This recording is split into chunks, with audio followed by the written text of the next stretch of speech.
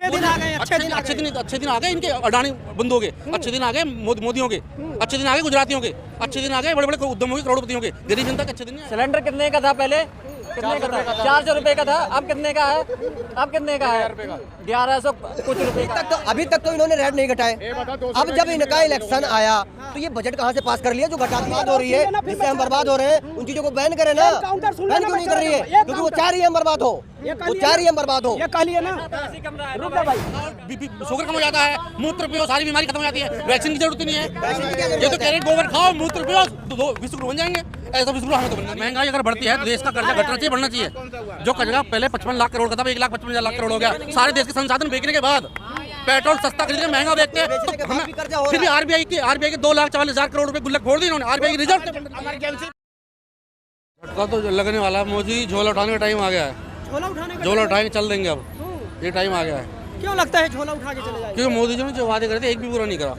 और अंकल जी बता रहे थे कि ये डिजिटलाइजेशन प्रोसेस है। नेपाल में मोदी जी नहीं थे, नेपाल वाले भी ये सारे काम कर रहे हैं। पाकिस्तान में मोदी नहीं थे, वो भी ये काम कर रहे हैं। अफगानिस्तान में नहीं था, वो सारे काम वो यूपीआई ट्रांजेक्शन की बात कर रहे हैं, वो पूरी दुनिया में हो रही है। वो मोदी जी नहीं है, कोई और भी रहता तब भी ये काम होता। ये डिजिटलाइजेशन का एक प्रोसेस है। जैसे पहले ब्लैक एंड व्हाइट मोबाइल था, अब एंड्रॉइड मोबाइल है, तो पूरी दुनिया में एक साथ आया वो। मोदी जी कोई इसमें कोई पर होता क्या है, ये जो छोटी छोटी चीजें बनाते हैं जो उन्नति के साथ है उसको भी मोदी जी जोड़ते हैं। टीका लगा दिया तो मोदी जी ने लगा दिया, राशन दे दिया तो मोदी जी ने दे दिया। राशन पहले भी मिलता था, टीके पहले भी लगते थे। राशन दे तो रहे हैं ना। तो राशन पहले नहीं मिलते, पहले भी मिलते थे। राशन कार्ड हमारे पास अभी भी रखे हैं, हमारे 4-4 कॉपी रखी राशन कार्ड की। इसका मतलब कॉपी मैंने खुद लाया हूँ। मट्टी का तेल, चीनी, दाल, चावल हम भी लाते थे, पहले भी लाते थे। और भाई डिजिटलाइजेशन का दौर होगा तो थोड़ा सा आसान हो गई प्रक्रिया, बस यही तो है। तो उसमें कौन सी नई बात कर रही? अच्छे दिन आ गए, अच्छे दिन आ गए इनके अडानी बंदों के, अच्छे दिन आ गए मोदियों के, अच्छे दिन आ गए गुजरातियों के, अच्छे दिन आ गए बड़े बड़े उद्यमों के, करोड़पतियों के। गरीब जनता के अच्छे दिन नहीं आए। गरीब जनता तो त्रस्त है। सरकार मस्त है, गरीब जनता त्रस्त है। महंगाई पहले तो ना, अब की बार मोदी सरकार, अब की बार महंगाई की मार तो असली अब लगी है। पेट्रोल, सीएनजी, दाल, चावल, चीनी कहाँ पहुँच गई है। अच्छे दिन आए कि नहीं आए? देखिए मैं बता रहा हूँ, पहले ही मैंने आपको स्पष्ट कर दिया है कि महंगाई, बेरोजगारी, भ्रष्टाचार। इंदिरा गांधी ने बोला था गरीबी हटाओ देश बचाओ। इंदिरा गांधी ने गरीबी हटाने के लिए कोशिश किया होगा, लेकिन गरीबी हटी नहीं, देश बचा। आज भी जो सरकार आई है अपने स्तर से अपना काम गरीबी के लिए, महंगाई के लिए, भ्रष्टाचार के लिए कर रही है। लेकिन ये ऐसा अभिशाप है, ऐसा श्राप है। भाई साहब के बातों को मैं काउंटर नहीं है, इसका मैं भाई हाँ देना।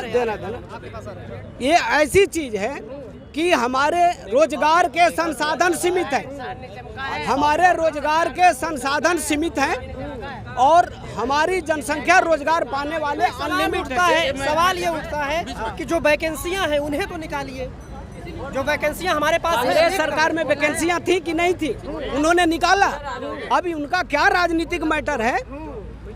कांग्रेस में भी वैकेंसी रही, बीजेपी में भी रही, समाजवादी पार्टी में भी रही, आरजेडी में भी रही, सभी सरकारों में लंबी हो रही। मोदी सरकार ने जो वादे किए पूरे हुए या नहीं हुए? एक भी वादे पूरे नहीं हुए। कौन से वादे पूरे हुए हैं? कौन से पूरे नहीं हुए? उन्होंने कितने वादे किए थे और कितने पूरे हुए, मुझे यही बता दो। क्या नहीं पूरे हुए? कुछ भी नहीं पूरा हुआ। कौन सा वादा इनका पूरा हुआ है? जो इन्होंने वादे किए थे, कौन सा वादा पूरा हुआ है इनका? मुझे वादे की लिस्ट बताओ। सबका साथ सबका विकास। किसका साथ हुआ, किसके साथ है, किसका विकास किया है?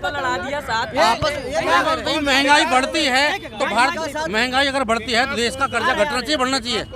जो कर्जा पहले 55 लाख करोड़ का था 1,55,000 करोड़ हो गया। सारे देश के संसाधन बेचने के बाद पेट्रोल सस्ता खरीद के महंगा बेचते हैं तो हमें फिर भी आरबीआई के 2,44,000 करोड़ रुपए गुल्लक फोड़ दी इन्होंने। आरबीआई की रिजर्व इमरजेंसी बांट के लिए होता है आरबीआई, जो इमरजेंसी कभी भारत में जनता में कुछ आपत्ति हो जब वो यूज करा जाता है, वो भी गुल्लक फोड़ दी।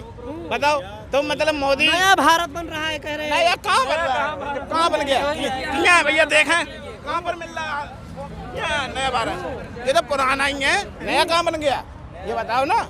नया कहाँ पर है? अच्छे दिन आए कि नहीं आए? अच्छे दिन को तो 15-15 हजार रुपए डाल रहे थे। सुनो 15 नया बनाया तो था। हर चीज में इंडिया इंडिया लिखा था इन्होंने, अब करके फिर पुराना ला रहे हैं ना। अब ये तो भारत फिर कर रहे हैं। मतलब इनको खुद ही नया नहीं चाहिए, इन्होंने नया करके भी पछता रहे हैं अब। 2047 तक विश्व गुरु बनाने का सपना है। हमारी मारी मैं ये कह रहे हैं ना, नया बनाया था इन्होंने, इंडिया नया बनाया था, हर चीज में इंडिया डाला था, डिजिटल सब कुछ डिजिटल कर दिया इंडिया।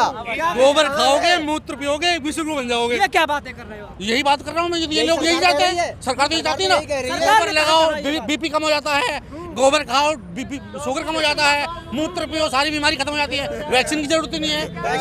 ये तो कह रहे गोबर खाओ, मूत्र पियो, तो विश्व गुरु बन जाएंगे। ऐसा विश्व गुरु हमें तो बनना नहीं भाई। मैं बता रहा हूँ विश्व गुरु कैसे बनेंगे। संडे को छुट्टी हो, दारू के ठेके पर जाओ, भारत विश्व गुरु बन जाएगा। दारू के ठेके पर जाओ, भारत विश्व गुरु बनेगा।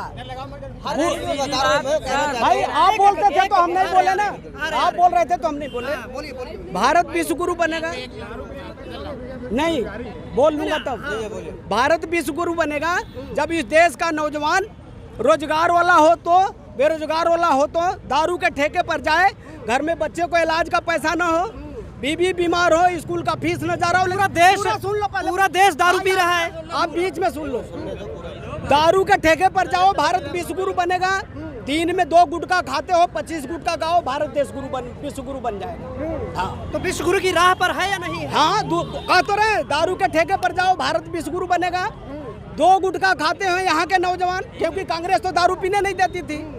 कांग्रेस तो देश को एकदम मालो माल मक्खन खिलाती थी, सबके घर में नौकरी थी, सब स्वस्थ थे, हॉस्पिटल की जरूरत नहीं थी, हॉस्पिटल बने थे, लेकिन कोई है इनका जवाब है। अगर ये कहना चाहते हैं, इनका कहने का मतलब है कि दारू से विश्व गुरु बनेगा। इनका कहने का मतलब है दारू छोड़ना चाहिए ना। तो यार ये कौन करेगा? हम करेंगे? सरकार बैन कर देना, इन चीजों में बैन करे वो, जिससे पब्लिक बर्बाद हो रही है, जिससे हम बर्बाद हो रहे हैं, उन चीजों को बैन करे ना। बैन क्यों नहीं कर रही है? क्योंकि वो चाह रही है हम बर्बाद हो, वो चाह रही है हम बर्बाद हो। ये कह लिए ना, रुक जा भाई। सरकार हम बीमार होते हैं भाई, अब तो सुन लो, जल्दी करो, आप तो दूसरी तरफ रह जाते हैं। सरकार जब हम बीमार होते हैं तो हमको घर से ले जाती है दवा कराने के लिए। जब हमको दारू पीना होता है तो सरकार हमको ठेके पर ले जाती है दारू पीने के लिए। हमको गुटखा खाना होता है तो सरकार हमको गुटखा खाने के लिए गुटखा छोड़ो, अच्छे दिन आए या नहीं आए? अच्छे दिन है 100%, और मोदी ही आएंगे। मोदी ही आएंगे। ऐसे अच्छे दिन अब नहीं आएंगे। ये अच्छे दिन आए थे, पर मोदियों के आए थे, गुजरातियों के आए थे। अच्छे दिन अगर आते तो इसी सड़क पे 700 किसान नहीं मरते। अच्छे दिन आते थे, खिलाड़ी जंतर मंतर पर नहीं बैठते। अच्छे दिन आते थे, रोजगार दर भटक नहीं होते, डिग्री लेके हाथ में। अच्छे दिन आते, अगर अच्छे दिन आते तो CNG 80+ और पेट्रोल 100+ नहीं होता। ये अच्छे दिन की निशानी नहीं है। अच्छे दिन आगे भाईचारा, रोजगार पैदा किया है हमने। रोजगार, अरे जब तुम प्राइवेटाइजेशन कर दोगे तो घटेंगे बढ़ेंगे, आप संसाधन बेच दोगे तो घटेंगे बढ़ेंगे। प्राइवेट 24 में कौन आना चाहिए? अब भाई मैं क्या बताऊं यार, जो देखा हो अब क्या बताऊं, मेरी समझ में नहीं आता। वैसे तो ये है, जो भी है जो भी सही करे वही आना चाहिए, जो भी सही काम। युवाओं के लिए मोदी जी ने सही काम किया नहीं किया? क्या युवा के लिए सही काम किया? एक बात बताओ भाई साहब, एक बात, सिलेंडर कितने का था पहले? कितने का था? 400 रुपए का था। अब कितने का है? 1100 कुछ रुपए का है। अब फिर 1 मिनट रुक जा भाई साहब, वो भी बताऊंगा।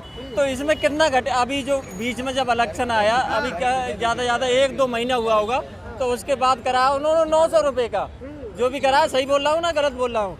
900 रुपए का। अब इलेक्शन आ रहा है तो कह रहा है 500 रुपए का, 600 रुपए का सिलेंडर हो जाएगा।